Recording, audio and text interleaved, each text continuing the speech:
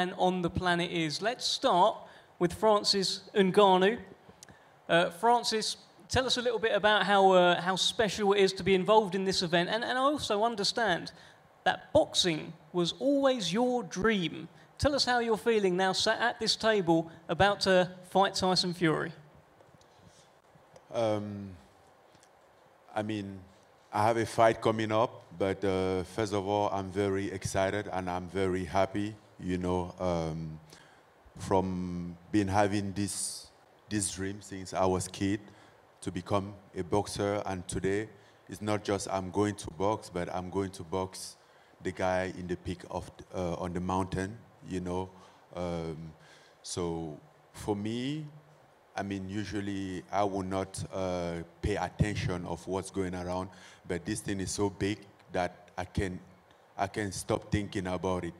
It's more so like for me, it's more so like history about to be made in Riyadh on October 28th. You know, it's I mean, it's something that I didn't see it coming, even though my dream was always there, and I hope that is gonna happen someday. But I didn't see it lay out this way to be like one of the biggest events in the world, because we are going to, it's not just a fight. We are going to be open up Riyadh season, so it's a cultural event that we are fighting on, and we just make this fight bigger and bigger. And nobody knows exactly what's going to happen, but what I do know for sure is that I'm going to be out there hunting for that guy's head to take it off. So I can guarantee you that. All right, thank you, Francis. Let's bring in Tyson Fury at this point for your opening thoughts, Tyson. Fight number 35 for you, an iconic fight, an iconic night. Tell us your thoughts. Tell us my thoughts. Come on. Hell, where should we start here? It's been a long old road in the old professional boxing game. A lot of ups and downs, a lot of back and front, a lot of other shit as well. To get to this point is, shall we say, astonishing. I don't even know where to start with a speech. Do you know what I mean? I feel like I'm a best man, or I feel like I'm a wedding speech or something. Where do we start? Well, first of all, we start like this, okay? First of all, I want to say, you're one good-looking son of a bitch, don't you ever die. And then, I want to say massive, massive thank you to His Excellency Turki Al-Sheikh for putting this fight on, an event. I want to say massive shout-out to Dr. Rakan, massive shout-out to Spencer Brown, and I want to say a massive shout-out to His Royal Highness MBS as well for making this possible. Colossal event. You got me and Francis Ngannou here, you know, the UFC, former UFC. Everyone said he was an idiot for walking away from the UFC. And now all of a sudden he's a genius, isn't he? Guy's about to make $10 million. Come on! Egg in their face. Francis is going to make that bag rich, okay? Riyadh season. Here's a little fun fact none of you know. I've actually fought at the Riyadh season before, back in 2019, at the WWE Crown Jewel. I actually knocked out the monster among men, Braun Strowman. And I'll knock out another big dosser here in him, in another one 3 or 4 years later. So, you know, it's a very special event for me, and it's a very special time in sports where a powerhouse like Saudi Arabia are coming in, they're taking over the game, they're taking over football, boxing, whatever you want. I think within 5 years, 10 years, they're going to be the powerhouse of all sports. All the big sporting events will be in Saudi Arabia somewhere. And for me, obviously, I've topped the bills in Vegas, London, all over the place. You name it, I've done it. There ain't shit that is out there that I haven't done already. And now I get to do the world's biggest stage. All eyes on me. And I get to knock out him. He's a good-looking lad. I do like him. Probably got a big core as well. Remember that, Francis? However, it's unlucky for him that he has to come across me. If you know where I came from, you don't have to ask that question. Come on, come on. Get it out, get it out. But yeah, I'm absolutely honoured to be fighting Francis. He's going to be a very, very good fighting man. You can see he's massive, he's in shape. He's going to be a real challenge. And it's something different for me. Look, I'm used to boxing boxers and boxing the head off somebody. But to fight like an MMA guy, he's coming in different style, he's lower, it's different, it's a different look.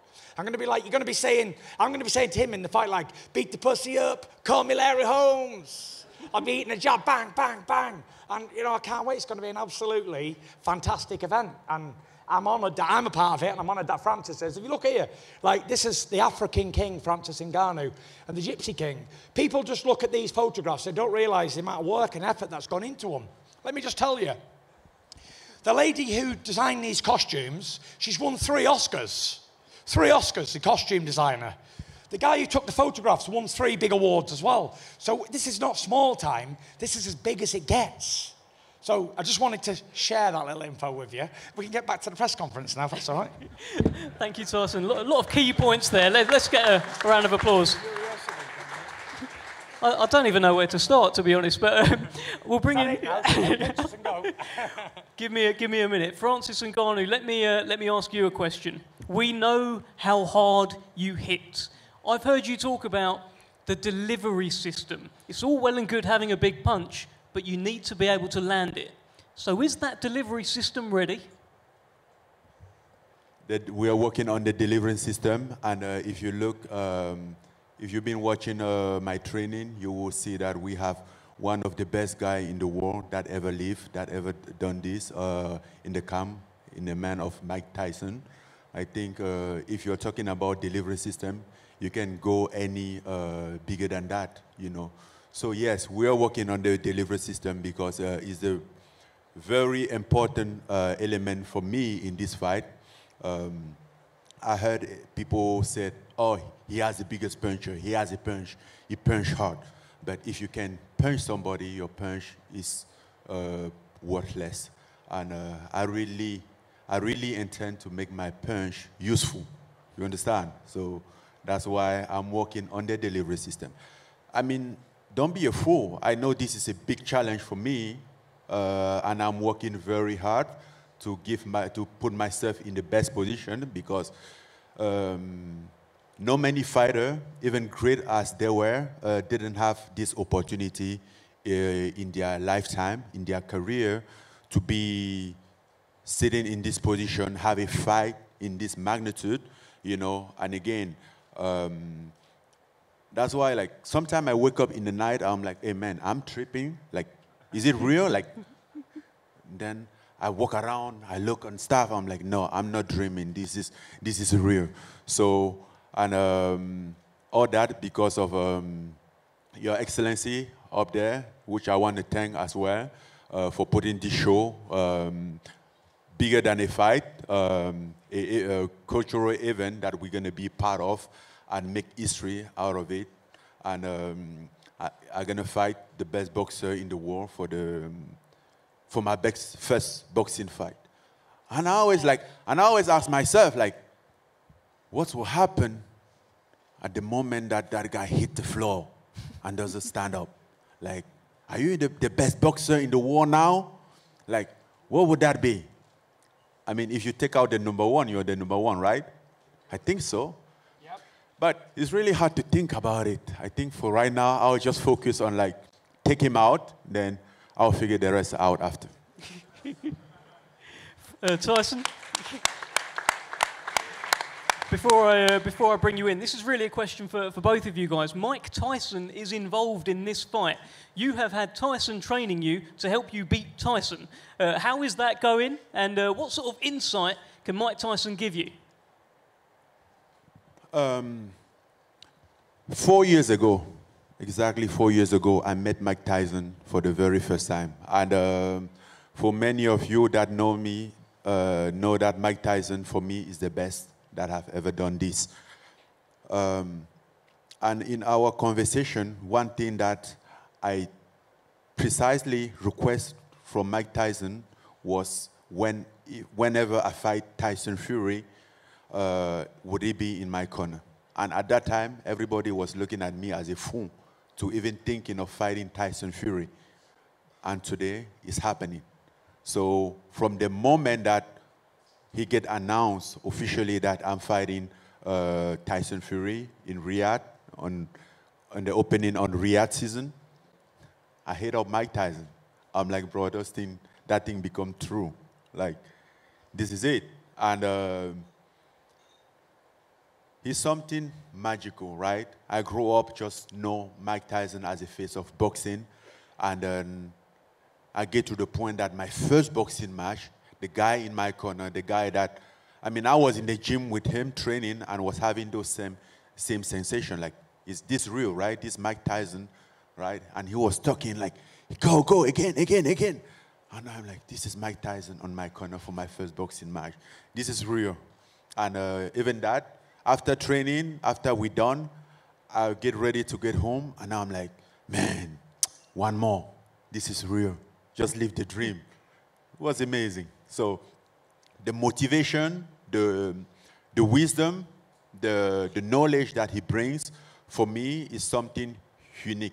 For me, it's something that, I mean, he's been there tens of times, hundreds of times, which I haven't been there. So he knows a lot about the game. And if there's one person that I have to trust, that I can trust as far as boxing concerned, is Mike Tyson.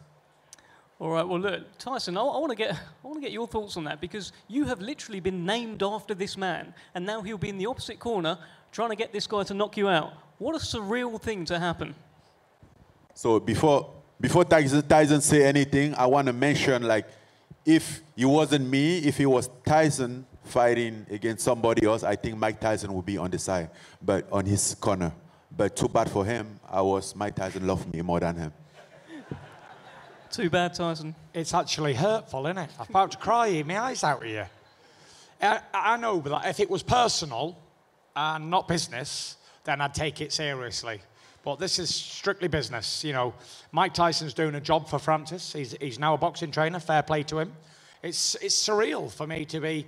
Imagine a newborn baby being named after a boxing champion, and then all of a sudden you're named after him, you become world heavyweight champion, and then the world heavyweight champion is now fighting somebody else, and now the guy you named after is training the guy.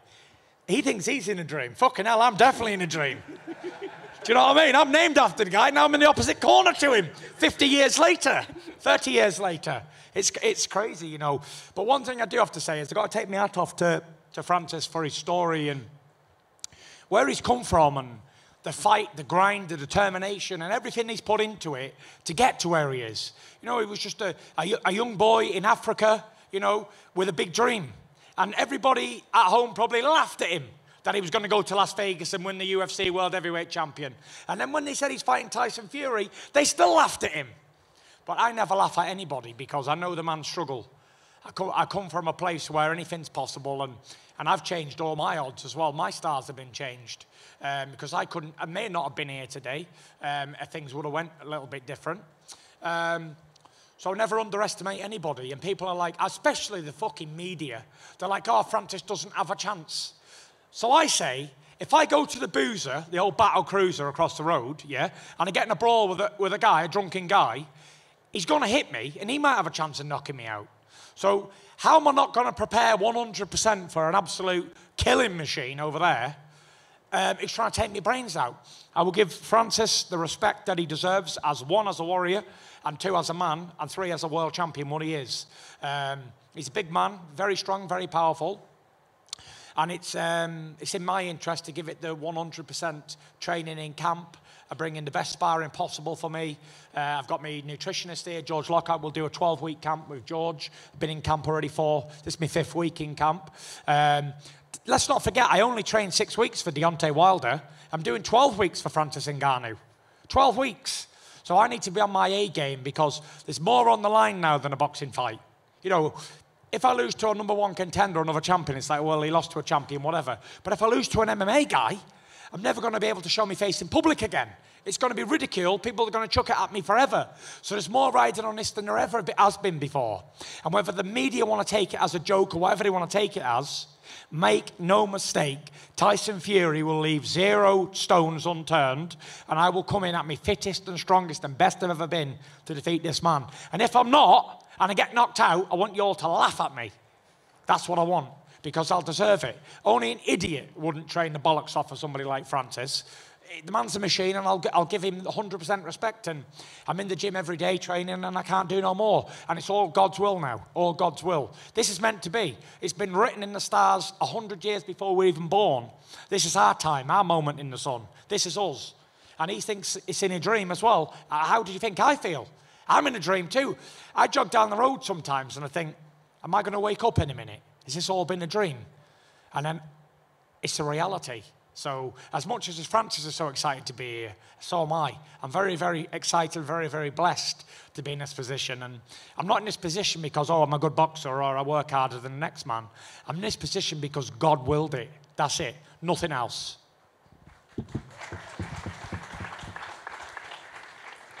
Just on Francis Ngannou's power. Now, Tyson, you are no stranger to taking on big, big punches. But they measured his punch, and he hits as hard as a small family car. Are you concerned about Francis Ngannou's power? I seen the video of him hitting the pad thing. Listen, the guy's a big puncher. You can see he's very big and strong and very well built. But, you know, I fought big punchers before, like Deontay Wilder, and I even fought the old Dr. Steelhammer, Vladimir Klitschko. And the one thing that both of them had in common were they both were massive punchers, but they both couldn't land it when it counted. And it's okay being a big, strong puncher if hitting a target that don't move, but it's pretty difficult hitting this hand full power when it's moving like that. So you can't hit what you can't see. And, you know, I'm not the best at what I do because I'm easy to hit. I'm the best at what I do because I'm the most elusive world champion in history. And that's facts. ESPN will back that up. So, yeah, if he can land it on me, he's definitely got good aim, and he's been training. So, you know, it's I don't think he can. I don't think anyone can land it on me. That's a fact. And if they do, I'll just get back up. Because I get knocked down, but I get up again. You're never going to keep me down. And that's what it is. So, yeah, can't wait.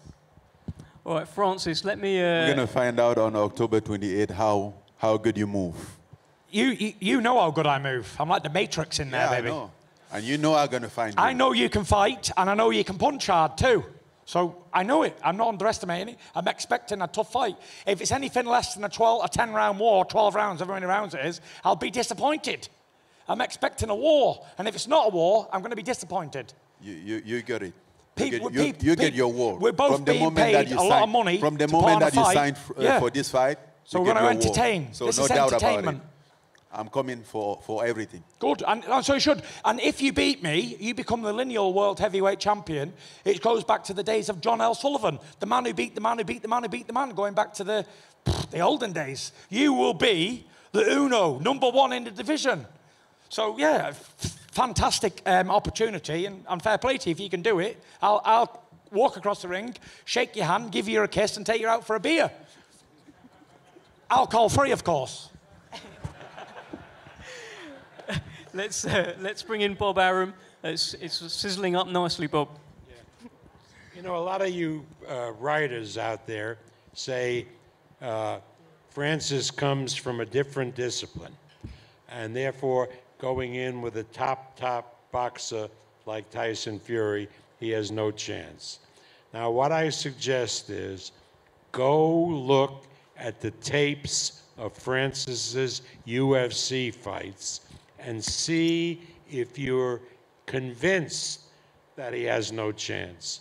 Because I have never seen anybody with the power, whether it's boxing or MMA, that he has, Francis has.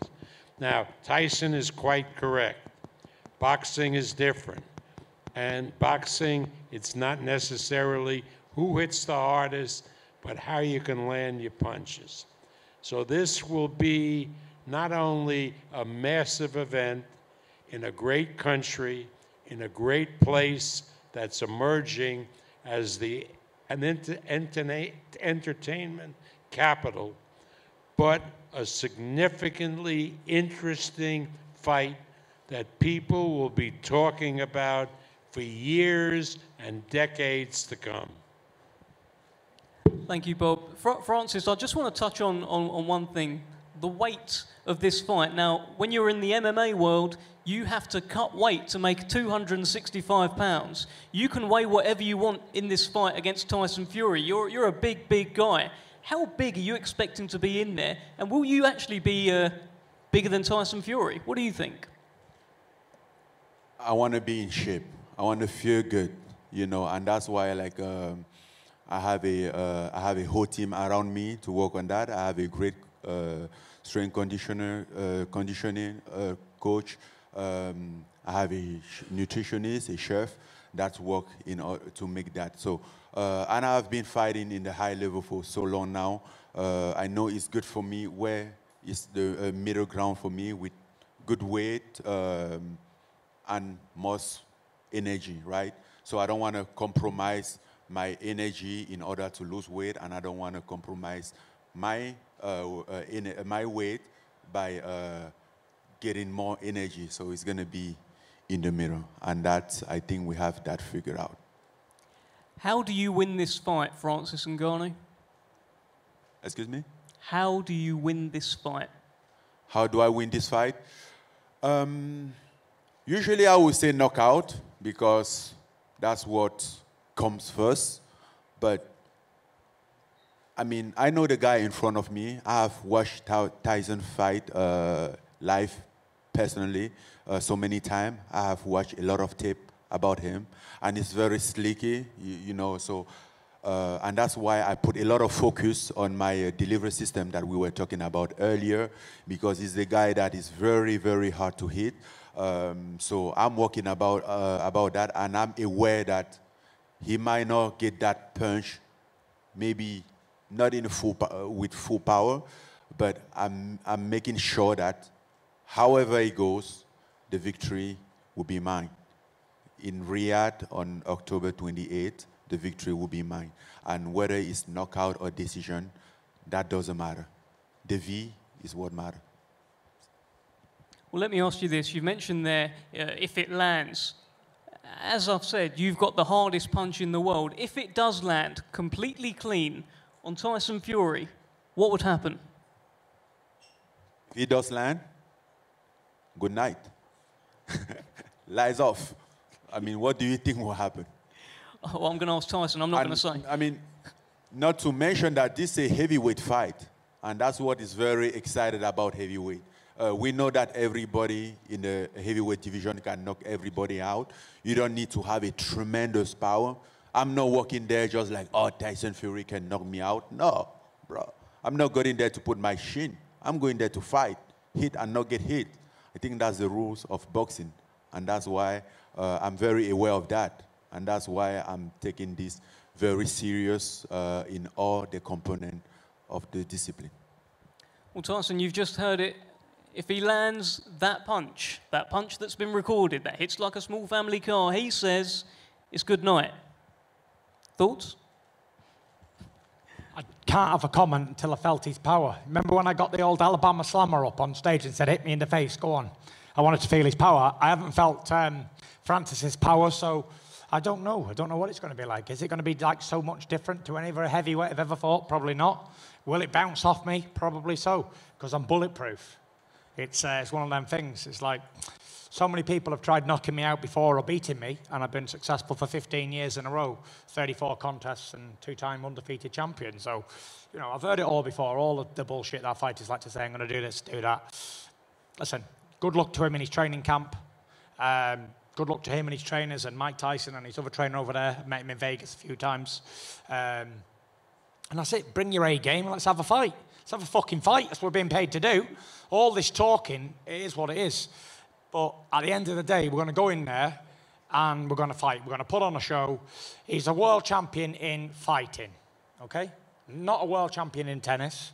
He's not a world champion in basketball. He's a fighting world champion. And I'm a fighting world champion, so the best man will win. There is no two ways about it. Whoever's the best on the night will win the fight. That's it. And Tyson, World champion in boxing, because in fighting, I think you are very limited in general. Just no, precise not boxing. Fighting, because I think I can beat Fighting you in the cage. in general, you're very limited. I would kick your ass in a cage, no problem. No, you can't dare. You can't even 100%. think about that. 100%. But just focus on I'll beat you in the boxing ring, Just and then I'll focus kick on your ass Riyadh in a season, cage. and then we will see after. 100%. I'll beat you at boxing, I'll beat you in a cage. No problem. No, bro. No problem. Focus on boxing. No problem. For right now. Best That's at what you can boxing, do. and I'll beat him in a cage fight. No two ways about it. Well, there you have it. The gauntlet has been laid down here. I'm being told to wrap up. What a brilliant press conference we've had. We're just about to have the face-off. The thing to remember, this is October 28th. We kick off Riyadh season 2.